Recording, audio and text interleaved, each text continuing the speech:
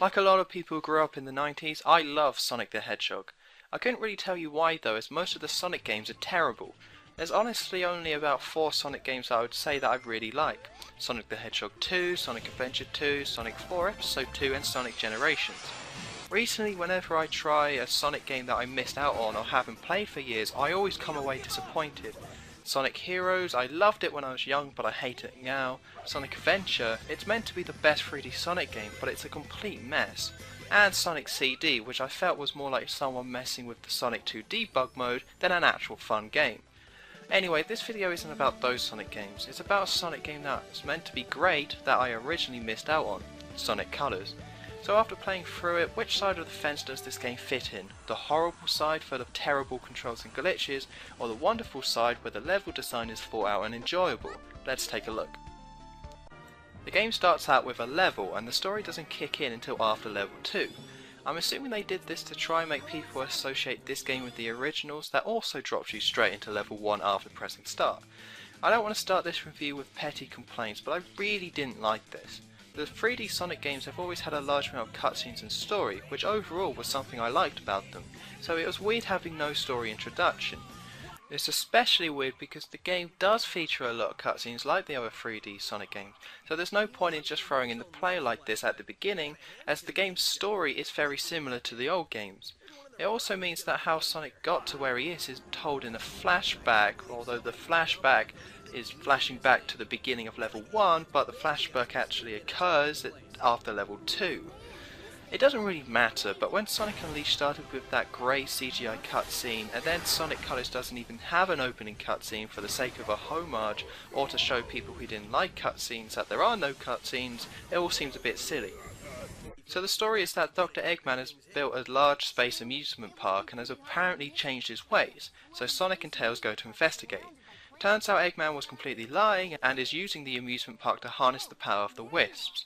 The Wisps are strange alien creatures that Eggman is turning into Nega-Wisps, so ultimately he can take over the world. The story has much more of a light-hearted tone, similar to Sonic Unleashed, and keeps it relatively simple as it comes down to Sonic stopping Eggman from taking over the world. I think the story is just the right balance of keeping it simple while still feeling big. The game was written by the writers of Happy Tree Friends, and I don't think it was a good choice. I enjoy jokes that are light-hearted when playing a game like Sonic, but there are too many jokes that feel incredibly forced and in your face. Sonic does tell jokes to amuse himself, so it doesn't really fit in this game when he's talking to the camera and having every one of his lines be a joke for the audience. It feels like it's just catering to children, but if there were better writers then they could have written the game's jokes so everyone could have enjoyed them on some sort of level. Saying that though, I still found Eggman to be great. He has some funny lines and I don't know why, but there's always something about Eggman that is the funniest part of any Sonic game. Shadow the Hedgehog is one of the worst games I've ever played, but Eggman was still funny in it. For Sonic Colors they replaced the old voice actors for Sonic and Tails. I'm so happy that they gave Tails a new voice actor, as I can now listen to him talk without wanting to punch a child. I really didn't mind the other voice actors in the older games though, but one thing that is a great improvement here is that none of the characters talk during levels. It was one of the worst things about Sonic Heroes, and although they had already made this change for Sonic Unleashed, that game did feature the character Chip, so it's nice to have no real complaints when it comes to the voice acting and characters. This is a 3D Sonic game, and the best way to describe the gameplay would be a more refined version of the daytime levels from Sonic Unleashed. The boost returns and the majority of 3D Sonic moves are in this game. What's interesting about this game though is that a lot of it is played from a 2D side-scrolling perspective. Certain parts of the levels automatically switch from 3D to 2D and then back again. This game really does have great control, whether you're going at max speed or going slow. The controls actually change subtly during the levels, so for example if you're running straight and fast you'll be able to use the quick step, but if a corner comes up then the quick step is disabled so you can turn around it.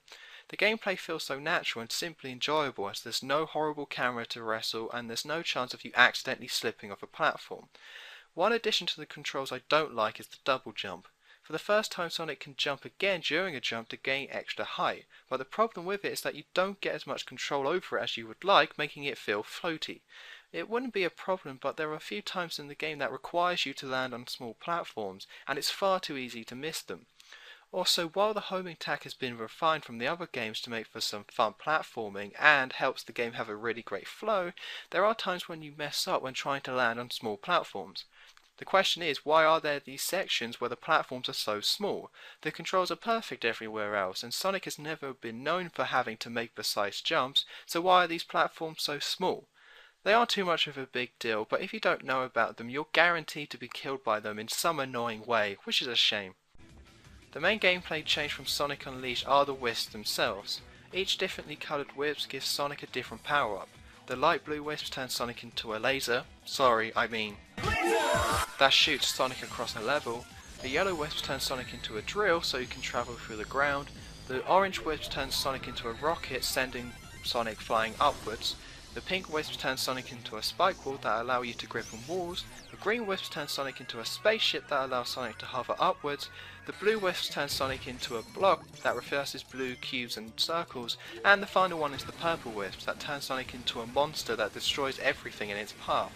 The wisps are a really nice addition as there's a lot of them which change the gameplay in their own way, but they never get in the way of the main gameplay, which is Sonic running around being cool.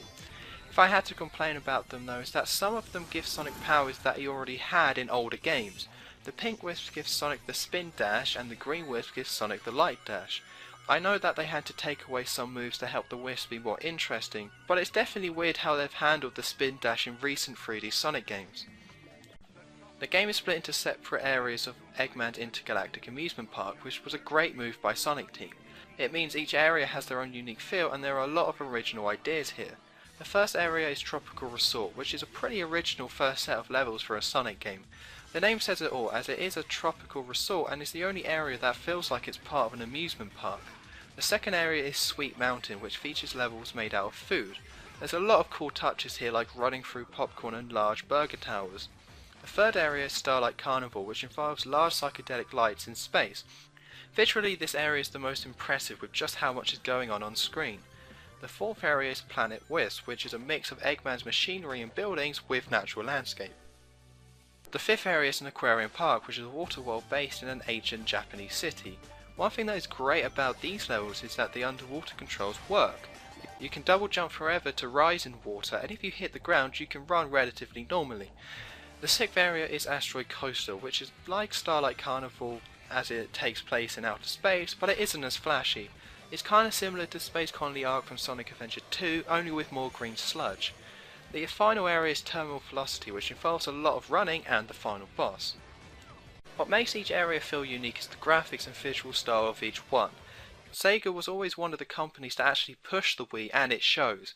It looks like a 360 game, just not being in 3D. When they remade Planet Wisp for Sonic Generations, the only thing they actually seemed to do with the graphics was to turn it into HD. The soundtrack is probably the best soundtrack in a Sonic game. The music for each level fits perfectly and helps the level feel distinct.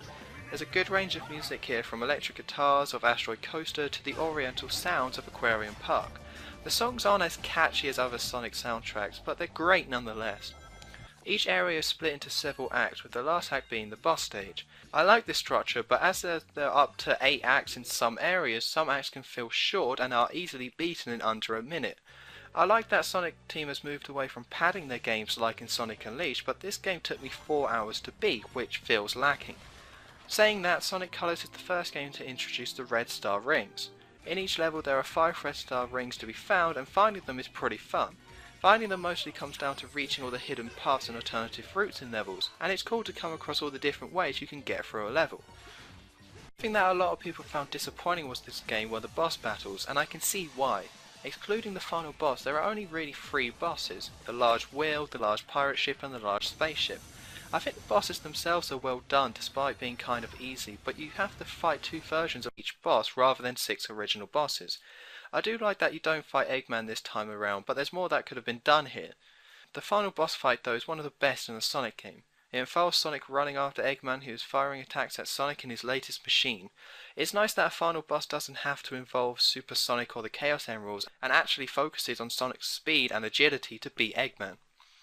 From start to finish, Sonic Colors has to be one of the best Sonic experiences out there. It finally manages to mix fast gameplay and slower platforming. The variety in each level keeps this game interesting to the very end, and it's so satisfying to play a 3D Sonic game that isn't a technical mess. One thing I love about this game is how it manages to be great in its own unique way without trying to make us believe that we're playing one of the original games. Overall, I loved it, and in many ways I would say it's a superior game to Sonic Generations. My score is 8.0 out of 10. It's one of the best Sonic games out there in terms of gameplay, control and style, but does suffer from a few nitpicks in the gameplay and is very short.